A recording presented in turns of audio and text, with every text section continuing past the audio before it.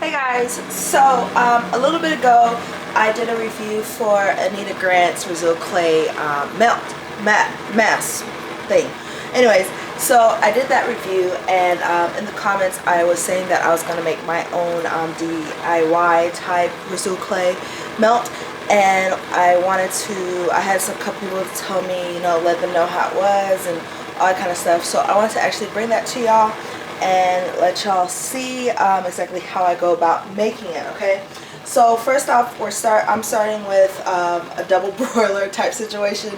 I don't have a regular double broiler, but if you do, go ahead and do it. I'm using my glass bowl on top of some boiling water to heat it up. Okay, the butters I'm using for my melt will be hemp seed butter, Kokum butter, and Cupuacu butter. And I'm taking this much hemp seed butter. My number rubbed off, so I can't let you know how much that is. And I'm just dropping it into the melt, just so I can melt it down a little. And what I want to do, I want to melt everything, all my solid stuff down, so that when I put in my Rhassoul clay, it can mix easier. Okay. Then I want to take about half a cup of Cupuacu butter, which is this. I'm just going to put that in there. Okay. And then I want to take another half a cup of, what is this? Kokum butter.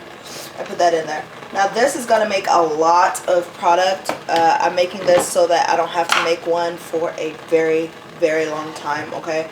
So that's why I'm doing this. And as always, please use plastic cutlery or silverware or whatever you want to call it when you're I always use plastic when I'm doing stuff with butters and stuff, just because I read somewhere that the metal can react and leave stuff in there or whatever.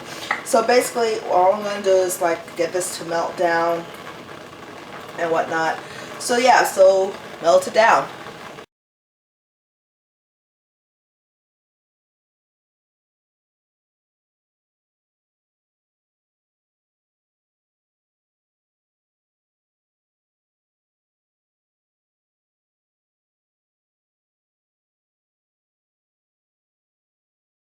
It's basically almost all the way melted down. So what I'm going to do, I'm going to turn on my fire a little bit. And I'm going to add in some coconut milk powder. Okay.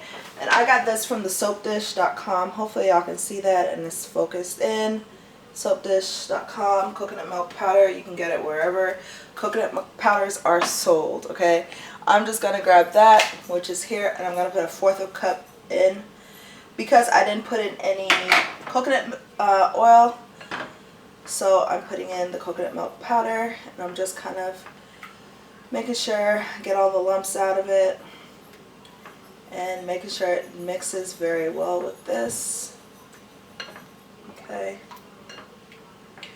And the reason why I'm using coconut milk powder, I'd have coconut oil, but I didn't want to put it in there this time because I put it in my last one. But because I use coconut milk to milk it down anyway, to when I melt it down for the treatment, so I figured it would be a good addition to the bar itself in case I want to try something else, like maybe melt it down with like a tea, like a black tea or something like that for shedding or whatever. So yeah, so I'm just kind of mixing that up pretty well, trying to make sure I get all the lumpies out. Okay. Okay, then I'm going to add in some Rhassoul clay powder. Here's what that looks like. And I buy my Rhassoul clay powder from CamdenGray.com. And I'm just going to, it's a cup that I'm putting in, but I'm also trying to mix it up while I pour it so it doesn't get super lumpy and super mixable or whatever we want to call it.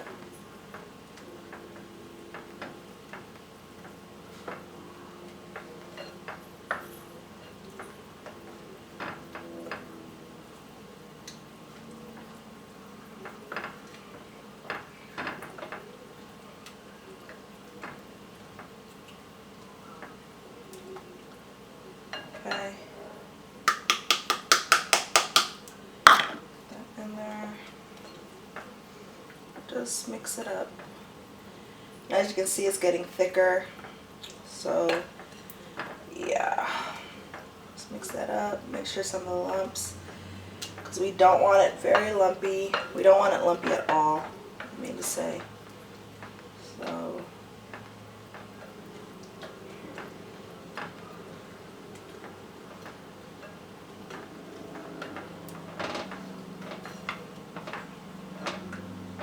okay, so this is basically it, honestly. I'm gonna add in a little bit of peppermint oil, peppermint essential oil, just because I like the tingly scalp sensation.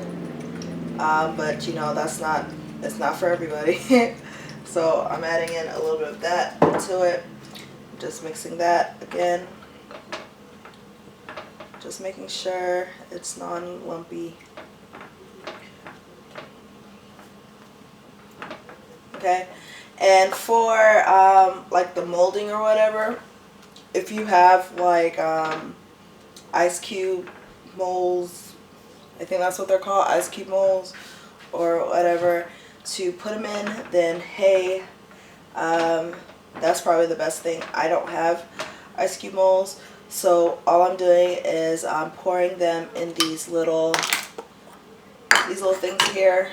Okay, they're like I don't know, I got them in Japan somewhere. So, and then I'm pouring the rest of it into this thing just so it can mold, and then I'll just cut it up into little blocks and then put it into my jar. Okay, so that's basically it for the henna melt or whatever. And all I'm gonna do, I'm going to pour this stuff into this. Okay guys, so this is what it basically looks like when I pour it into the little containers that I have. What I'm going to do, I'm going to kind of place it into the fridge or whatever, let it cool down a little, let it solidify and whatnot. And yeah, so I will come back and show you my previous batch and what it looks like. Guys, so basically here's what my final product looks like.